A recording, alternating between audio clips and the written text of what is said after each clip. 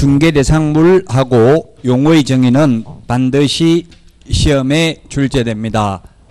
중개대상물의 범위 별표 3개 하시고 용어 정의와 마찬가지로 중개대상물도 중요하다.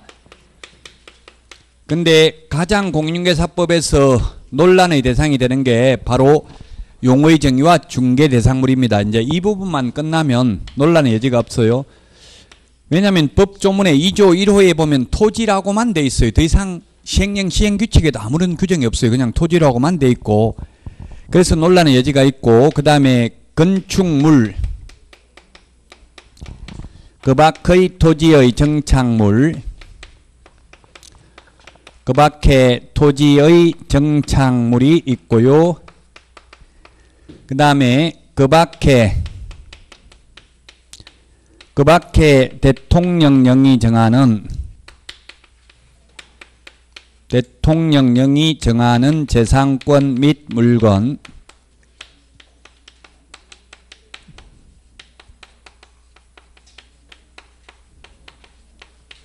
그 다음에 대통령령이 정하는 재산권 및 물건이 임목에 관한 법률에 따른 임목, 그 다음에 공장 및 광업재단 저당법에 의한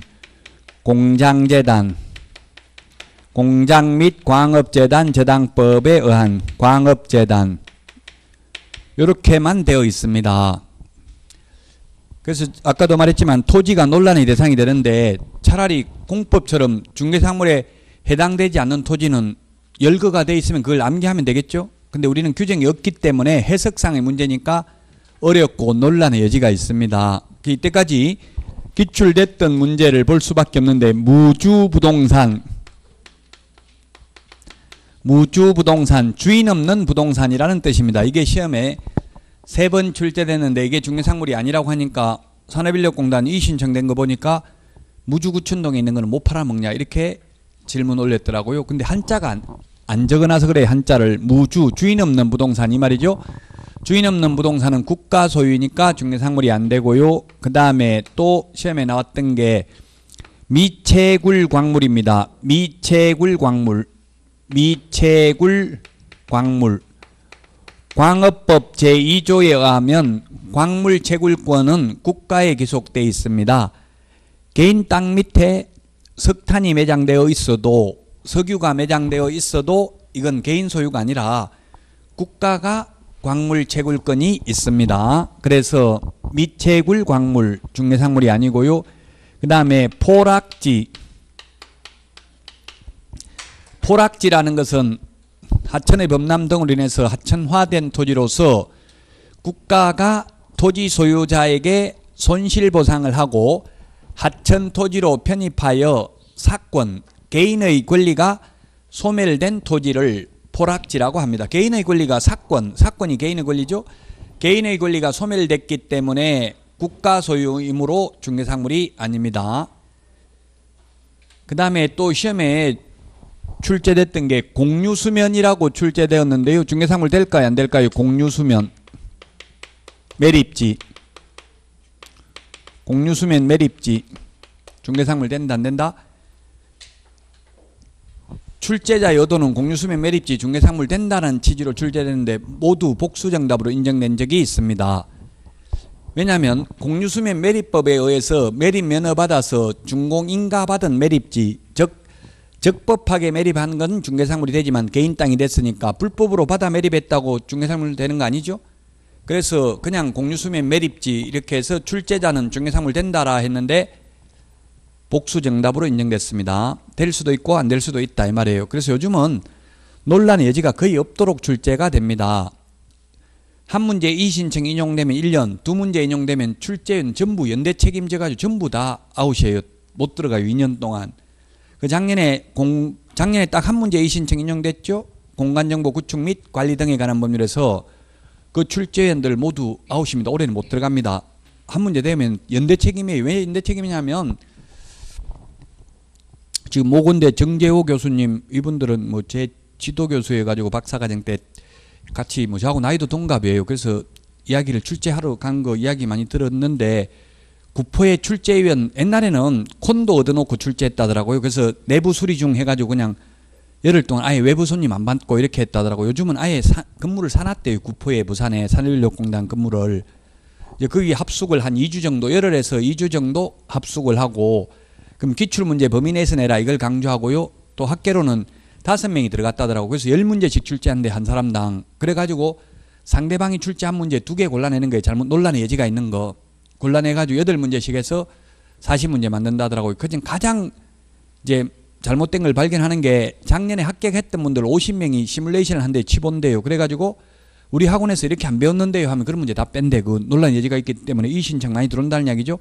왜냐하면 학계로는 학문이기 때문에 딱 법에 있는 게 없잖아요. 근거가. 그러다 보니까 논란의 대상이 되니까 검증된 문제만 이미 출제됐던 문제 위주로 출제한다는 얘기예요. 학계로는. 특히 학계로는. 다른 과목도 다 기출문제 범위 내에서 내지만 2차 과목은 새로 법이 바뀌었기 때문에 명확한 근거가 있는 건 내겠죠. 올해 상가 건물 임대차 보호법 시행령이 바뀌었잖아요. 6억 천, 5억, 3억 9천, 2억 7천. 나중에 뒤에 나오니까 처음 듣는 분들은 그냥 참고로만 하세요. 우리 오늘 내드린 프린트 29번에 있는데 이 내용하고 상가 5%밖에 못 올리잖아요. 작년 올 1월 26일 날 바뀌었죠. 그전에는 9% 올릴 수 있었잖아요. 1년에. 이제 5%밖에 못 올린다고요. 이런 것들이 바뀌었는데 이거는 민법에 나오든 우리 중개실무에 나오든 반드시 나와요. 새로 바뀐 거는. 근데 학계로는 바뀌지도 않잖아요. 그러니까 기출문제 위주로 낸다고요. 그 기출문제를 뭐 아무리 강조해도 지나치지 않습니다. 기출문제 위주로 볼 수밖에 없습니다. 논란의 여지는 거의 없다. 뭐 이신청 평소 공부 안 하다가 꼭 한 문제 때문에 떨어져 가지고 엄청나게 이신청해 가지고 저도 뭐 제 밴드도 있습니다. 지금 뭐 2,000명이 넘는데 밴드나 이런 데 보면 뭐 이신청할 거 없는지 한번 찾아봐라 이렇게 해가지고 반말로 올려 시험 보고 나면 신경이 예민해져 가지고 그 없습니다 하니까 왜 이렇게 싸가지 없이 답변하나. 다른 선생님들은 있다고 하던데 너는 그렇게 못 찾냐 이렇게 하더라고. 괜히 희망을 줬다가 나중에 더 실망하잖아요. 저는 없는 거 아예 없다고 해요. 억울하게 이상하게 2차는 됐는데 1차 한 문제 때문에 떨어지고 이런 게 진짜 많아요. 생각보다. 우리가 한 문제 때문에 떨어졌다고 하면 저는 옛날에는 거짓말인 줄 알았어요. 제가 시험 보기 전에는 뭐 스켈레톤 이런 거 보니까 100분의 1초 차이에 우승이 갈리고 이러더라고요. 그 동점 똑같이 들어가지고 우리 은메달 딴 것도 있잖아요. 똑같이 100분의 1초까지 똑같아가지고 은메달 딴 것도 있죠. 그러니까 이게 한 문제가 장난이 아니에요. 그 한 문제 때문에 떨어진 게 진짜 많다고요. 그래서 열심히 하셔야 돼요. 이게 한 문제가 어디서 나올지 모르니까 다양한 부분을 일단 한 5, 6월까지는 좀 다양하게 보고 이제 7월 달부터 문제 풀면서 이제 자꾸 범위를 자꾸 줄이면 됩니다. 물론 9, 10월 이렇게 되면 이제 한 80% 거의 해마다 나오는 부분만 해도 돼요. 근데 지금까지는 뭐 좀 약간 다양한 부분을 보는 게 바람직합니다. 특히 학개론 같은 거 유명한 선생님들, 유명한 출판사, 유명한 선생님들 제가 많이 알고 있어요. 이거 볼 필요 없어 찢어버리 하고 막. 그러니까 수험생들은 엄청나게 열광하죠. 인기가 폭발해요. 근데 나중에 찢어버리라 한 것만 다 시험에 다 나왔어요. 그럼 또 다른 학원에 가서 선생님은 강의하면 돼요. 그 너무 그런데 기뻐하지 말라고. 이거 안 봐도 돼, 안 봐도 돼. 다 제껴 필요 없어. 특히 학개론 같은 게 그렇다는 이야기. 다른 과목은 거의 안 그러는데 학개론 같은 거는 뭐 어렵고 이러면서 수험생들 싫어하니까 그냥 안 하고 이거 할 필요 없어. 가감하게 버려. 이런 식으로 하는 뭐 다른 출판사의 피모 교수 누군지 말하면 이게 명예훼손이 되니까 말을 못하고 하여튼 너무 그런 거는 바람직하지 않다는 얘기. 다 제껴버려. 이거 할 필요 없어. 그러면 지금은 기분 좋지만 나중에 고통받는다고 시험 보고 나면. 저도 시험 보기 전에는 재수 없다고 하는 사람 많아요. 강의하는 거. 근데 시험 보고 나면 불만 있는 사람이 거의 없어요. 아마 여러분들도. 그래서 시험 보고 나서 저를 평가하라고요. 시험 보기 전에는 뭐 싸가지 없다 하여튼 별의별 말이 많아요. 인터넷에 보면은. 근데 시험 보고 나서는 그런 말 한마디도 없습니다. 적중은 잘 시킵니다. 걱정하지 마시고 믿고 따라오시라고요. 자, 그래서 공유수면 매립지는 중개상물 될 수도 있고 안 될 수도 있다.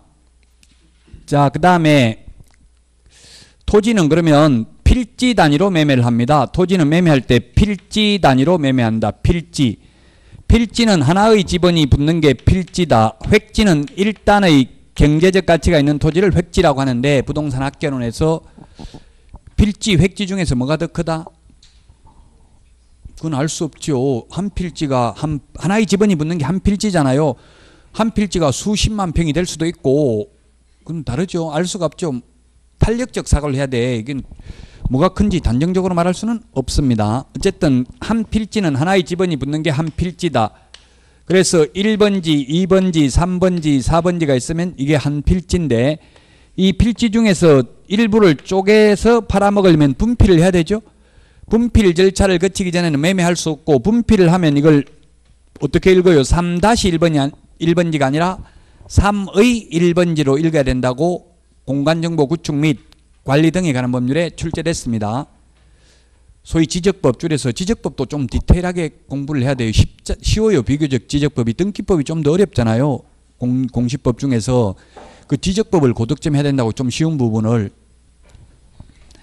물론 공시세법은 과락 나오는 사람은 없어요. 왜냐하면 공시세법 다 합해서 지적법, 등기법, 세법 다 합해서 과락만 안 나오면 되잖아요. 그럼 그 과락 나오는 사람은 거의 없어요. 즉 40점 밑으로 나오는 사람은 없다고요. 그렇다고 해서 거의 고득점도 또 잘 안 돼요. 한 60점대예요. 거의 대부분이. 그럼 공법도 또 그렇다고 60점 넘게 나오기 쉽지 않아요. 그러면 유일하게 이제 이 공인중개사법이 80점 이상, 뭐 85점, 90점 목표를 한다. 인터넷에 많이 돼 있는데 그게 쉽지 않아요. 아무리 쉽게 내도 80점 이상 맞는 게 쉬운 게 아니에요. 그 제가 볼 때는 70점 정도는 어느 정도 받을 수 있어요. 근데 70점 받아가지고 장담을 할 수 없잖아요. 다른 과목도 만만치 않기 때문에. 이게 제 과목을 80점 이상 받아야 되는데 그러면 좀 노력을 해야 돼요. 그냥 민법만큼 하면 민법보다 쉽다는 이야기지 전혀 안 했는데 왜 이렇게 다른 사람은 쉽다는데 나는 어렵냐, 이렇게 인터넷에 글 올린 사람 많아요. 안 하면 어려워요. 당연히. 이건 대충 알면 대충 다 틀려요. 공인중개사법은 확실하게 알든지 아예 모르든지 둘 중에 하나 해야 돼요. 함정을 말을 다 꼬아놨다고 조금씩. 그래서 어느 정도 민법만큼 공법만큼 개론만큼 하면 그보다 훨씬 쉽다는 이야기지 전혀 안 하면 어렵죠. 이것도. 근데 너무 안 해놓으면 나중에 불안하고 또 2차 포기할 가능성이 많아요. 그래서 미리 이게 돼 있으면 2차 포기를 못 하잖아요. 이게 점수가 어느 정도 나오고 하면. 근데 점수는 신경 쓰지 마세요. 모의고사 보더라도. 점수에 연연할 필요 없어요. 매스 스타트 이런 거 보셨잖아요. 초반에 1등한 사람 다 헥헥거리고 뒤에 되면 다 떨어져 버리고 맨 뒤에 있다가 튀어나오잖아요. 모의고사도 마찬가지예요. 1회 모의고사 1등한 사람 거의 다 불합격했어요. 제가 이때까지 20년, 제가 올해 딱 강의를 20년째 하고 있는데 거의 다 불합격했다고요. 그러니까 점수 연연해 하지 마시고 시간 안배하는 거는 꼭 해봐야 되겠죠. 모의고사 보고. 안 해, 연습을 안 하면 나중에 실제 시험에 가서 손 들들들 떨고 OMR 카드 마킹을 못 하더라고요. 그래서 제가 여자분 손을 꼭 잡아줬다가 성추행으로 잘못하면 잡혀갈 뻔했어요. 그래서 요즘 잡아줘도 못해. 이제 떨어도 그냥 내버려둬야 돼요. 그러니까 미리 연습을 좀 해보시라고요. 자, 그래서 1필의 1부에 대해서는 분필 절차를 거치기 전에는 매매할 수는 없어요. 매매할 수는 없다. 1필의 1부에 대해서. 그러나 1필의 1부에 대해서도 분필 절차를 거치기 전에는 제한물권 설정은 가능하다. O입니까 X입니까? 제한물권 설정은 가능하다 하면 1필의 1부에 대해서 분필 절차를 거치기 전이라도 매매할 수는 있지만 제한물권, 매매할 수는 없지만 제한물권 설정은 가능하다 하면 O냐고 X냐고요? X죠. 왜냐하면 제한물권에는 용익물권이 있고 담보물권이 있잖아요. 용익물권이 있고 담보물권이 있다. 용익물권은 지상권, 지역권, 전세권, 담보물권은 저질유, 유치권, 질권, 저당권이 있죠.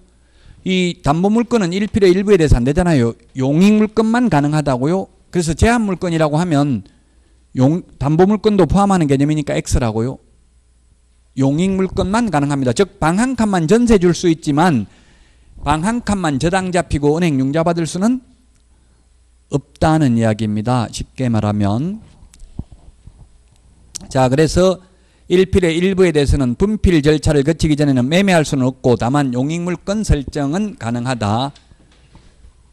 자, 토지가 지금 말했는데 이 토지에 대해서 이만큼 설명을 많이 했고요. 논란의 여지가 있고요. 건축물도 논란의 여지가 있어요. 왜냐하면 무슨 법에 의한 건축물 이렇게 하면 쉬운데 아무 말이 없기 때문에 논란의 여지가 있는데 판례는 건축물은 건축법에 건축물이 있고요. 건축법에 건축물이 있고 민법에 건축물이 있습니다. 건축법에서 건축물이란 지붕과 벽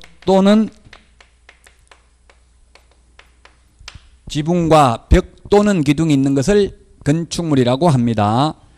벽이나 기둥은 둘 중에 하나만 있어도 된다. 근데 지붕은 반드시 있어야 되는 게 건축법상 건축물입니다. 그러나 민법상, 민법은 민법 99조 1항에 뭐라고 되어 있냐면 토지 및 그 정착물을 부동산이라 한다. 2항에 보면 부동산 이외의 물건을 동산이라 한다 이렇게 되어 있습니다. 그래서 민법에는 따로 건축물에 대해서 용어 정의를 하고 있지는 않습니다. 토지의 정착물입니다. 건축물이. 어쨌든 판례는 토지의 정착물인 건축물이 되려면 이 세 개가 다 있어야 된다. 그래서 결론은 이동식 세차장 구조물, 우리 주유소에 기름 넣으면 기계가 세차해 주는 거 있잖아요. 기계가 움직이거나 뭐 차를 움직이거나 해서 세차해 주는 그 기계는 건축법상 건축물이다. 왜냐하면 기둥이 있고 지붕이 있기 때문에. 그러나 콘크리트 판례를 지금 말합니다. 콘크리트 지반 위에 볼트 조립 방식으로 기둥을 세우고 지붕을 덮은 다음 3면에 천막이나 유리를 설치한 소위 이동식 세차장 구조물은 건축법상 건축물이지만 민법상 건축물은 아니다. 왜냐하면 볼트 조립 방식으로 되어 있어서 쉽게 분리 철거가 가능하고 주벽이라고 할 만한 것도 없으므로 민법상 건축물이 아니다.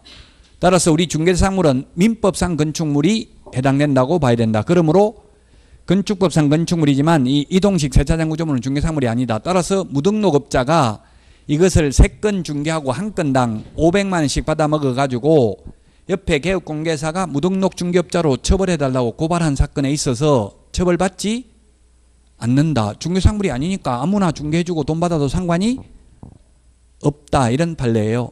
이동식 세차장 구조물은 중개사물이 아니다. 권리금도 중개사물이 아니다. 대토권도 중개사물이 아니라고 했죠. 대토권, 택지지구 내에서 이주자 택지를 공급받을 수 있는 지위에 불과한 대토권도 중개사물이 아니다. 자, 그 다음에 또 이 건축물은 현존하는 건축물뿐만 아니라 장래에 건축될 예정인 미래의 건축물도 해당이 된다. 자, 우리 시험에 분양권, 입주권이 시험에 나왔는데요. 아무 말 없이 아파트 입주권 중개사물 된다 안 된다 이렇게 시험에 나왔어요. 답이 아파트 입주권 이렇게 나왔다고요. 중개사물 돼요 안 돼요? 입주권 출제자의 의도는 안 된다라는 취지로 나왔어요. 근데 이거는 그래서 복수정답으로 인정됐어요. 입주권은 안 되는 것도 있고 되는 것도 있다. 추첨기일 날 추첨을 하여 당첨되면 입주할 수 있는 권리에 불과한 입주권은 중개사물 아니죠. 그러나 도시 및 주거환경정비법 제48조에 의해서 관리처분 인가받은 입주권은 또 중개사물 됩니다. 그래서 아무 말 없이 입주권이라고만 나오면 논란의 여지가 있다. 시험에 모두 정답으로 인정되었다. 원칙적으로 동호수가 특정되어야 미래의 건축물입니다. 아파트 분양권 동호수가 특정되면 미래의 건축물입니다. 다만 최근 판례는 동호수가 특정되지 않아도 중개사물에 해당되는 분양권도 있다. 지역조합 아파트로서 아직 동호수가 특정되기 전에도 가능할 수도 있다. 아직 시험에는 출제되지 않았어요. 그런 부분은. 근데 반드시 동호수가 특정된 것에 한하여 중개사물이 된다. 이건 X라고요. 동호수가 특정되지 않아도 가능할 수도 있다. 지금 건축물 말씀드리고 있습니다. 이렇게 논란의 여지가 있습니다. 이제 그 밖의 마지막으로 논란의 대상이 되는 게 이 그 밖의 토지의 정착물인데 결론은 이 그 밖의 토지의 정착물에 해당되는 것은 딱 하나밖에 없습니다. 중개사물에 해당되는 것은 명인망법을 갖춘 수목의 집단. 이거 하나밖에 없습니다. 명인망법이란 명백하게 인식할 수 있도록 관습법상 공시방법을 갖추는 것을 명인망법이라고 합니다. 나무 껍질을 벗기고 묵서, 붓으로 이름을 적는다든지 담장을 쌓아둔다든지 이렇게 하면 토지와 분리하여 중개대상물이 된다. 소유권의 객체가 된다. 이거 말고는 중개사물 되는 거 없습니다. 그래서 명인망법을 갖췄든 안 갖췄든 농작물은 중개사물이 아니고요. 교량, 담장, 축대, 토사, 암석, 그 다음에 가식의 수목, 시험에 나왔던 지문. 가식의 수목. 가짜로 심어놓은 나무, 이거 동산입니다. 팔아먹을, 정은수로 팔아먹을 거 아니고, 우리 지금 여주보에 가보면 4대강 사업 해가지고 아직도 모래를 쌓아놨더라고요. 여주보에 가보니까. 그 논에 쌓아놨던데, 논 주인들은 제가 인터뷰 해봤어요. 좋으냐 싫으냐. 좋다 해서 싫다 해서 자기 논에다가 모래 쌓아놨는데 엄청나게 좋다더라고요. 왜냐하면 농사 짓는 것보다 보관료를 더 많이 받으니까, 가만 내버려두고 돈 받으니까 나중에 땅은 팔면 되고 좋아하더라고요. 예, 어쨌든 그 모래 팔아먹는 거, 이거는 그냥 토지의 일부분이지, 토지와 분리해서 중개대상물이면 모래 팔아먹는 거 중개를 업으로 하는 것도 개업공개사만 가능해야 되잖아요. 중개대상물이면. 아니란 이야기예요. 아무나도 해도 된다. 암석, 바이암자, 돌석작, 화강암, 채석 허가 받아가지고 캐가지고 팔아먹는 거 중개하는 거 아무나 해도 된다고. 중개상물이 아니니까. 기출문제 나왔던 지문들입니다. 가식의 수목, 가짜로 심어놓은 나무는 동산이라서 안 된다. 자, 여기까지가 논란의 여지가 있었습니다. 지금 아까 중개대상물에 보면 그 밖의 권리 논란의 여지가 중개에 보면 그 밖의 권리 있었잖아요. 매매, 교환, 임대차뿐만 아니라 그 밖의 권리, 거기에 저당권 등 담보물권, 이게 논란의 대상이 되었고요. 또 여기에 토지, 건축물, 그 밖의 세 가지가 논란의 대상이 되었습니다. 여기까지가 어려워요. 논란의 여지가 있는데 해마다 이 신청이 됩니다. 그러나 이제부터, 지금부터는 논란의 여지가 전혀 없어요. 왜? 그 밖이지만 이건 딱 대통령령이 정하고 있는 의제부동산입니다. 이게 의제부동산입니다. 준부동산입니다. 그래서 시험에 모든 의제부동산은 중개상물 이다 아니다. 모든 의제부동산은 중개상물 이다 아니다. 답은 둘 다 X죠. 대통령령으로 정하고 있는 이 세 개만 중개상물이고요. 이거 세 개 외에 어업권, 항만운송사업재단, 건설기계, 자동차, 선박, 항공기 중개상물 아니라고요. 의제부동산이지만 왜? 대통령령의 규정이 없기 때문에. 시험에 20톤 이상 선박, 20톤 미만 선박 시험에 출제됐어요. 20톤 미만 선박은 동산이라서 중개상물이 아니고 20톤 이상은 의제부동산이지만 대통령령의 규정이 없어서 중개상물이 아니라고요. 그 선박 중개하는 건 아무나 해도 된다고. 개업공개사가 아니라도. 그럼 왜 중개상물은 뭐예요? 토지나 건축물 이런 거는, 토지는 우리 눈으로만 보고 그 토지의 가치를 알 수 있어요, 없어요? 모르잖아요. 용도, 지역, 지구, 구역, 토지 용계 확인서 떼봐야 되죠? 그럼 건물도 눈으로만 보고 이 건물이 좋은지 비싼지 싼지 모르잖아요. 왜냐하면 등기사항 증명서 떼보고 어떻게 뭐 권리관계가 어떻게 돼 있는지, 압류돼 있는지, 가압류돼 있는지, 뭐 전세권이 얼마 설정돼 있는지, 건저당은 얼마 설정돼 있는지 이런 걸 다 확인해야 되겠죠? 지금 서울에 가로수길 애플스토어가 들어왔는데 임대료가 얼마냐면 600억을 미리 선물로 지불했더라고. 20년간 월세를 미리 다 줬더라고요. 20년 동안. 그래가지고 젠트리피케이션이, 아마 학개론에 젠트리피케이션 이런 거 나올 수도 있어요. 계층 이동이죠. 젠틀맨에서 유래한 겁니다. 젠틀맨이 신사잖아요. 신사화. 젠트리피케이션이라면은 신사화라는 이야기예요. 그래서 그 가로수길이 자꾸 뭐 좋은 그런 게 들어와 버리니까 옆에 또 임대료가 자꾸 올라간다고요. 올라가니까 기존에 있던 영세한 세입자 다 쫓겨나고 새로운 뭐 대형 프랜차이즈 가맹점 이런 것들, 스타벅스 이런 것들이 들어오게 된다는 얘기. 그게 젠트리피케이션이에요.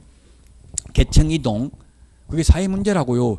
재건축에도 마찬가지잖아요. 이게 만약에 대토권, 이게 택지지구 개발해도 거기에 있던 원주민들은 다 대토권이나 이런 거 받아가지고 다 팔아먹어버리거든요.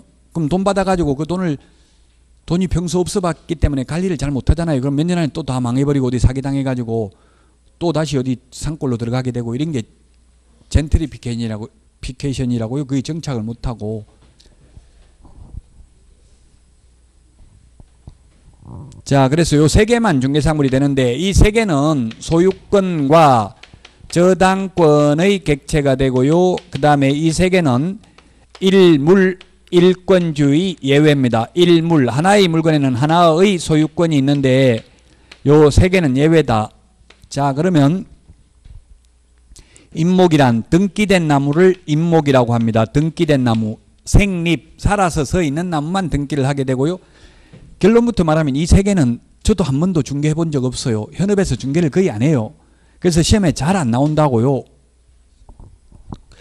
참고로만 보시면 돼요. 그래서 임목이 등기되어 있는지 등기 안 되어 있는지는 그 임목이 있는 토지 등기부 표제부를 보면 나타납니다. 수종 제한 없습니다. 나무 종류 제한 없이 임목 등기할 수 있습니다. 등기를 하게 되면 나무가 여러 개가 있는데 이걸 등기를 하게 되면 하나의 물건으로 취급됩니다. 그래서 일물 일권주의 예외입니다. 물건은 여러 개인데 소유권은 하나밖에 없다. 그 다음에 소유권과 저당권의 객체가 된다. 민법에서 저당권은 등기를 해야 되죠. 저당권은 등기를 해야만 합니다. 등기 안 하면 저당권은 등기를 요소로 합니다. 그래서 명인망법을 갖춘 수목의 집단은 등기가 안 돼 있기 때문에 저당권의 객체가 될 수 없다고요. 임목은 등기가 돼 있기 때문에 저당권의 객체가 될 수 있다. 저당권은 소유권, 전세권, 지상권에 대해서 저당권 설정할 수 있죠. 어쨌든 저당권의 객체가 된다. 소유권과. 그래서 명인망법을 갖춘 수목의 집단이나 임목이나 같은 점은 둘 다 중개상물이 되며 둘 다 소유권의 객체가 된다는 점은 똑같다. 다만 차이점은 명인망법을 갖춘 수목의 집단은 저당권의 객체가 될 수 없는데 임목은 저당권의 객체가 될 수 있다는 점이 똑같다. 저당권의 객체가 될 수 있다는 점이 다릅니다. 모두 다 일물 일권주의 예외다. 그러면 공장재단도 예를 들면 공장 부지만 저당권을 설정하면 융자가 많이 안 되니까 거기에 있는 건물이라든지 공업소유권이라든지 그 다음에 생산 설비 등등 재산적 가치가 있는 물건들을 묶어서 재단 목록을 작성하고 이 재단 목록 안에 들어있는 것을 공장재단, 광업재단으로 등기를 하게 되면 이 재단 전체가 하나로서 중개상물이 된다. 재단에서 분리하여 공업소유권만, 건물만 따로 떼어내서 팔아먹을 수도 없고 중개대상물이 될 수도 없다는 이야기입니다. 자, 그러면 중개상물 되는 것, 안 되는 것들 한번 우리 교재를 통해서 시험에 중개상물 되는 거, 안 되는 거 이게 어렵습니다. 논란의 여지가 있고 중개상물 되는 것, 안 되는 것 한번 살펴보겠습니다. 21페이지 21페이지 박스에 보면 중개 메뉴에 법정 중개상물은 토지, 건축물, 임목, 공장재단, 광업재단, 중개상물이고요. 그 다음에 행위제한이 되는 것 뭐가 있느냐면 개인이 공유수면 매립법에 의해서 매립공사를 완료하고 준공 허가받은 매립지, 적법하게 매립하면 중개상물 된다 했죠. 불법으로 매립하는 것은 중개상물이 안 되고요. 그 다음에 사도, 도로예정지, 접도구역, 연안구역, 개발제한구역, 농업진흥지역 내의 농지, 군사시설 및 군사기지 및 군사시설 보호구역 내의 토지, 모든 용도, 지역, 지구, 구역 모두 중개상물에 해당됩니다. 모든 용도, 지역, 지구, 구역 전부 중개상물에 해당된다. 즉 공법상 행위 제한만 되는 거지 거래 자체가 안 되는 건 아니잖아요. 문화재 보호구역 전부 다 철도 보호지구 다 됩니다. 그 대신에 이런 용도, 지역, 지구, 구역이 많이 있으면 있을수록 땅값은 떨어지겠죠. 행위 제한이 되니까. 군사기지 및 군사시설 보호구역에도 국가 땅이라는 말이 없으면 개인 땅이면 중개상물 된다고요. 이걸 일일이 다 암기하기는 어려워요. 예를 들면 월드컵 경기장 토지지만 중개상물 안 되죠. 잠실 야구장 토지라도 중개상물 안 됩니다. 청와대 건물이나 청와대 부지 중개상물 안 되죠. 개인게 아니니까 국가 소유이니까. 그래서 국가재산은 국유재산은 행정재산과 일반재산이 있는데 뒤에 밑에 나오니까 그때 보기로 하겠습니다. 맨 밑에 나오네요. 자, 그 다음에 가압류, 가처분, 가등기 예를 들면 전세권, 지상권 설정되어 있는 토지 중개상물 돼야 안 돼요? 법정지상권 성립은 개입 여지가 없지만 법정지상권이 설정되어 있는 토지 중개상물 되죠? 사법상 제한만 되는 거잖아요. 저도 가압류되어 있는 거 저 중개해봤어요. 가압류되어 있는 거. 어떻게 하면 가압류 건자한테 전화해가지고 얼마 받을 거 있냐 돈. 그 다음에 가압류 설정자한테 집 팔 사람한테 얼마 줄 거 있냐 물어보고 맞으면 중도금 지급하는 날 가압류 말소 서류 가지고 오라고 해서 법무사 오라고 해서 서류 받고 거래해 본 적이 있습니다. 가급적이면 중도금 할 때 하는 게 좋죠. 잔금 할 때 하면 중도금을 지급하고 나면 일단 원칙적으로 계약을 해지할 수 없잖아요. 어제도 지인이 연락 왔던데 계약금 5억, 중도금 5억 그랬대. 뭐 70억짜리인가 하는데 저한테 자랑시키려고 했는지 모르겠는데 어쨌든 이틀 잔금 날짜가 이틀 연기됐대. 뭐 2일 날 주기로 했는데 4일 날 와가지고 또 10일 날 준다고 하는데 이게 매도인 입장에서는 그냥 계약금 5억만 떼먹고 5억 중도금은 돌려줄 테니 주고 계약 깨면 안 되냐. 변호사 사무실에 제가 안 된다 이렇게 하니까 변호사 사무실인데 지금 변호사는 된다고 하는데 이러더라고. 그럼 변호사한테 묻지 왜 나한테 묻냐. 저는 그렇게 이야기했어요. 변호사들은 진실을 말 안 하고 알아도 손님한테 유리하게 일단 말하고 한번 소송해 볼 만하네요. 유리하게. 소송을 해야 수임료를 받고 패소하든 승소하든 받잖아요. 무조건 오면 한번 해볼 만하네요. 그냥 일단 한번 해보시죠. 이렇게 이야기해요. 그럼 패소하면 네가 책임지냐. 그러면 그건 책임진다 소리 안 해요. 예, 무조건 소송해야 돈 벌잖아요. 그러니까 뭐 일단 떼먹고 한번 소송해 봅시다. 이렇게 한다고요. 안 되잖아요. 우리 상당한 기간 체고를 해야 되죠.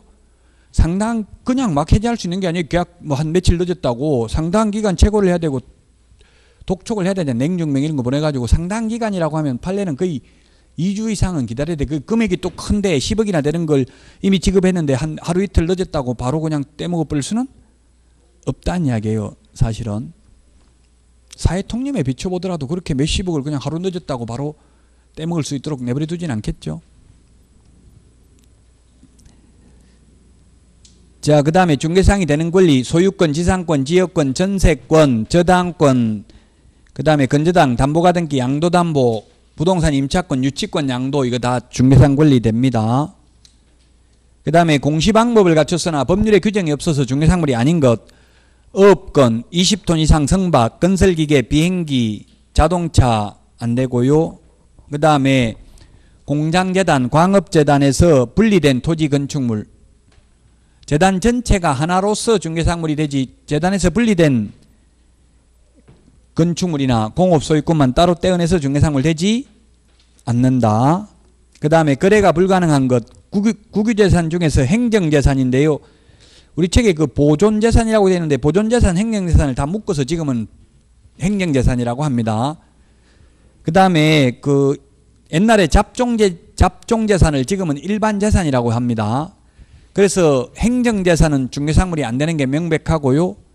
그 다음에 시험에는 출제되지 않았습니다. 잡종재산이나 일반재산이. 지금은 일반재산이라고 하는데 국유재산법상 일반재산은 현물출자, 매각, 대부의 대상이 됩니다. 그러나 공개입찰 방식으로 매각을 해야 되니까 원칙적으로 일반재산도 중개대상물에 해당하지 않습니다. 다만 2번 이상 유찰된 경우에는 수의계약을 체결하거나 또는 개업공인중개사에게 중개보수를 지급할 수 있다. 이런 말이 공유재산 및 물품관리법 시행령 43조에 규정되어 있습니다. 시험에는 안 나왔다고 했습니다. 그래서 결론은 국유재산은 원칙적으로 중개사항물이 아니지만 예외적으로 중개사항물이 될 수도 있다. 일반재산의 경우에는. 그 다음에 무주토지, 주인 없는 토지 안 되고 공도, 따라서 도로 하천 중개사항물 된다 안 된다. 도로 하천은 될 수도 있고 안 될 수도 있다. 개인 도로면 개인 하천이면 중개사항물이 되고 국도, 지방도, 공도, 지방하천, 국가하천이면 중개사항물 안 되겠죠. 호수, 공원, 바다 이런 건 중개사항물 안 된다고 봐야 돼요. 빈지, 바닷가에 그 바닷물 들어왔다 나갔다 하는 그런 땅 중개사항물 안 된다고 봐야 돼요. 소유권 효력이 미치지 않기 때문에. 미채굴 광물, 호수, 공원, 바다, 지정하천구역, 사건 소멸된 포락지 이런 것들 중개사항물 되지 않고요. 22페이지 국유재산 중 일반재산은 매각은 가능하지만 공개입찰 방식으로 매각하여야 하므로 원칙적으로 중개사항물이 될 수 없다.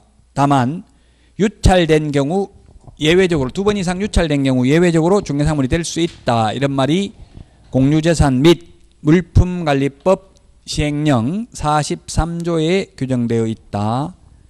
그 다음에 중개 개입 여지가 없는 것, 경매, 공매, 공용 수용, 상속, 증여, 기부 체납, 환매 그 자체는 개입 여지가 없습니다. 그러나 앞에서도 말했지만 경매 신청 기입 등기된 부동산 중개상물 됩니다. 경매 그 자체에 개입 여지가 없다고요? 경매 신청 기입된 부동산을 만약에 매수하게 되면 어떻게 되겠어요? 매수해가지고 은행에 돈 갚아버리고 건조당 말소하고 경매 절차를 취소시킬 수도 있겠죠? 또는 가만 내버려두면 경매돼가지고 어떻게 되겠어요? 남는 돈 있으면 매수인한테 소유자한테 줄 거 아니에요. 그래서 경매 신청 기입 등기된 부동산은 중개상물 된다라고 출제됐어요. 경매 그 자체는 개입 여지가 없습니다. 수용 다 마찬가지죠. 상속 증여도 마찬가지입니다. 그 자체는 개입 여지가 없지만 상속받은 토지 중개상물 된다고요. 상속인 소유이니까. 그 다음에 기부채납, 교회에 헌금하는 거 이런 거 기부채납 자체는 개입 여지가 없다. 환매는 환매권자만 환매할 수 있으니까 환매 그 자체는 중개 개입 여지가 없다. 그러나 환매권은 양도가 가능하므로 중개상물 된다 했죠. 환매권은. 자, 그 다음에 점유권, 질권, 법정지상권 성립, 법정저당권 설정에는 개입 여지가 없다. 질권은 동산 권리질권이죠. 질권하고 저당권하고 오히려 은행 같은 데서는 질권 설정을 많이 해요. 질권은 점유를 이전해야 되죠. 원칙적으로 그 전당포에 시계를 맡겨야 되잖아요. 점유 이전하는 게 가장 큰 특징이죠. 저당권은 점유는 소유자가 계속 사용 수익하고 있고 교환 가치만을 담보로 하잖아요. 저당권이라는 것은. 그래서 뭐 질권은 지금 거의 우리는 잘 몰라요. 옛날에 전당포에 시계 같은 거 맡기고 돈 빌리고 이런 게 질권입니다. 그래서 질권은 동산 권리 질권이니까 중개 개입 여지가 없다. 따라서 민법에서도 물권 8가지가 있는데 이 질권 제외하고 나머지 7개에서 14문제 정도 출제되죠. 민법 시험에서. 자, 그 다음에 분묘기지권인데요. 분묘기지권은 이건 종손에게 전속되는 권리입니다.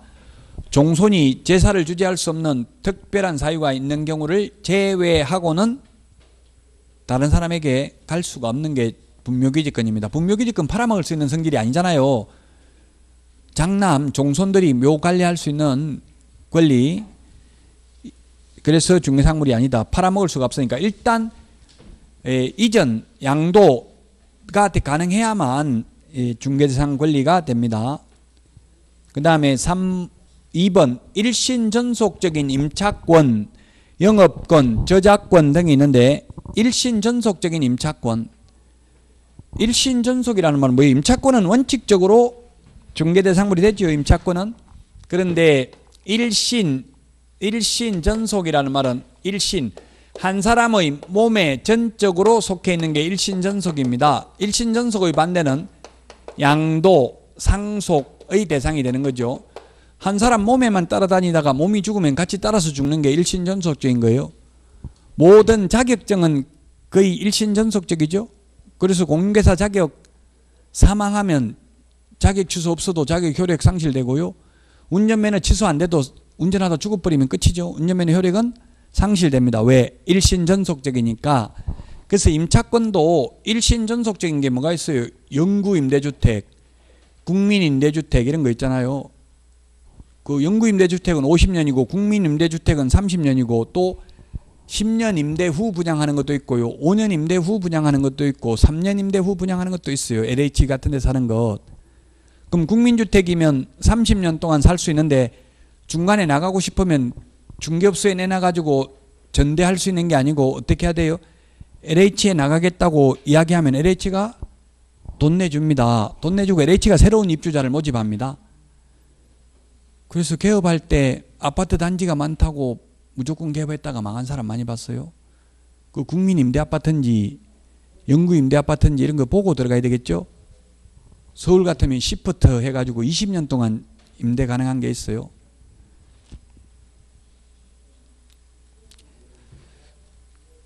예, 그래서 일신 전속적인 임차권도 중개 대상 권리가 아닙니다. 자, 여기까지가 이제 논란의 대상이 되었는데 이제 24페이지 공인중개사 제도부터는 논란의 여지가 없습니다. 내용을 막말로 하면 암기만 해도 됩니다.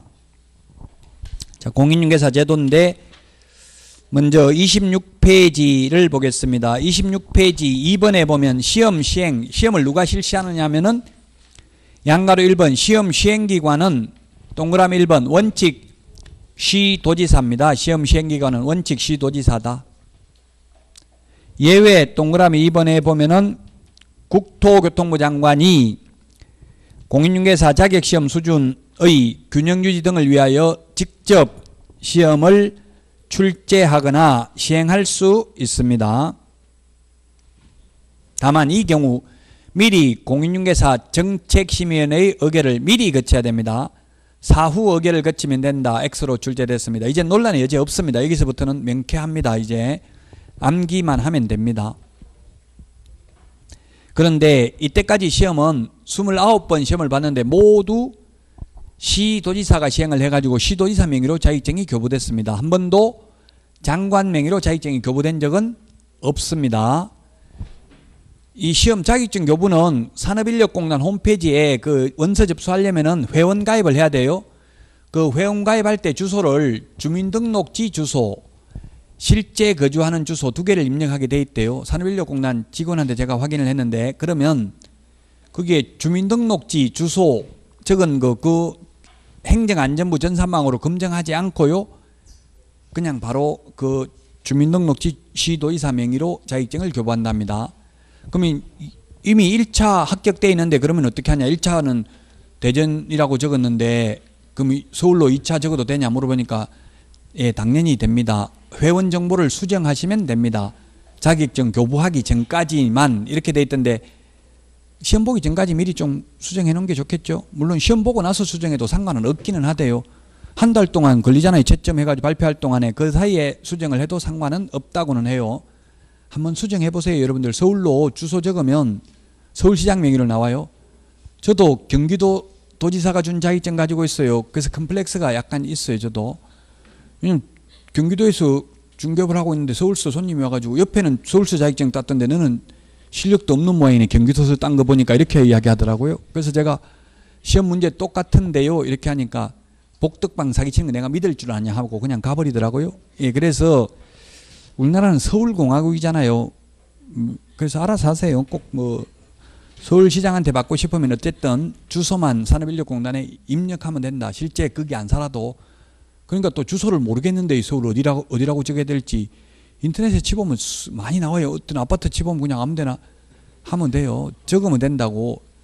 원래 아파트에 만약 주민등록 전입신고를 한다면 한 아파트에 2명 전입신고는 돼요? 안 돼요? 만약에 현실적으로 전입신고를 한다면 됩니까? 안 됩니까?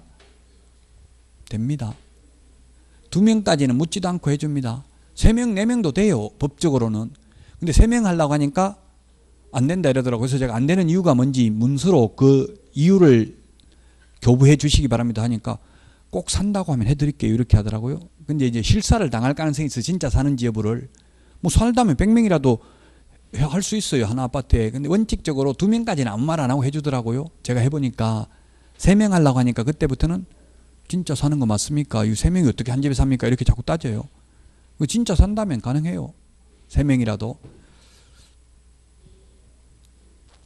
자, 그 다음에 동그라미 3번입니다.